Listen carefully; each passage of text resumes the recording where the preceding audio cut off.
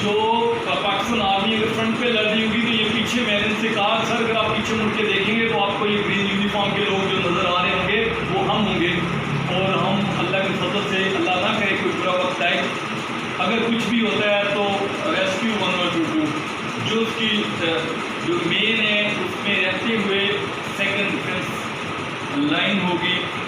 जिस तरह से वो हेल्प कर सकेगी अपने लोगों को किसी भी वर्स्ट सिचुएशन में। अल्हम्दुलिल्लाह मेरा ख्याल है कि हमारा कोई जवान ऐसा नहीं होगा जो कहे कि मैं